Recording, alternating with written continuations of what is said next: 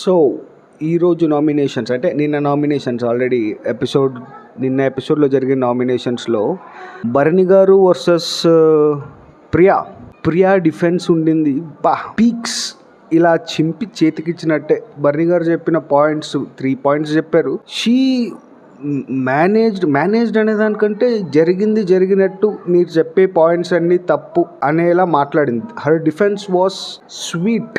ఇలా కలిపి ముద్ద పెట్టినట్టే. ఎందుకంటే ఇప్పుడు ఈయన కావాలని ఆమె ప్రొఫెషన్ని డాక్టర్ అయి ఉండి మీరు అన్హైజీనిక్గా వేలు పెట్టడం ఎలా అది అంటే ఆమె సింపుల్గా అనింది. మీ కంచంలో వేలు పెట్టలేదు, పెట్టిన వాళ్ళ కంచంలో పెట్టాను, వాళ్ళకి ప్రాబ్లం లేనప్పుడు మీకేంటి.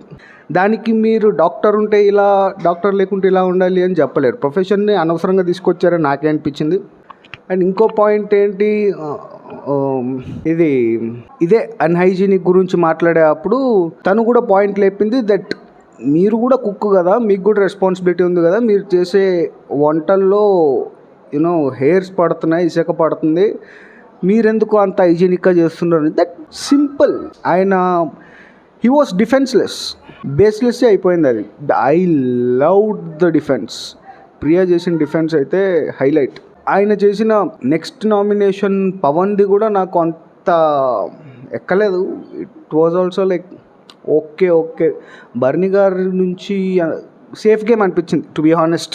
ఎందుకంటే హరీష్ని చేయొచ్చుండే, హీ హ్యాడ్ ఇట్స్ పాయింట్స్, చేయొచ్చుండే బట్ చేయలేదు. సేఫ్ గేమ్ అనిపించింది. అక్కడ కూడా ఏంటి అంటే పవన్ చెప్పిన పాయింట్స్ వేరే. పవన్ ఏమన్నాడు, ఆ గుడ్డు టాపిక్ తీసుకురాలి. అక్కడ మీరు మిమ్మల్ని మాత్రమే సమర్థించుకోవడానికి వచ్చారు. కానీ తనుజ మీరు ఇద్దరు కలిసే కదా, ఇద్దరికి తెలిసిందే కదా, నేను మాత్రమే మంచోడిని, నేను ఒప్పేసుకుంటున్నా, ఐఎమ్ సారీ అని మీరు ఒక్కళ్ళే వచ్చారు. కానీ తనూజని బ్యాక్ ఎండ్లో ఏమంటారు, అది ఆటోమేటిక్గా తను బ్యాడ్ అయిపోద్ది మీరు మాత్రమే వచ్చి చెప్తే అనేలా చెప్పాడు.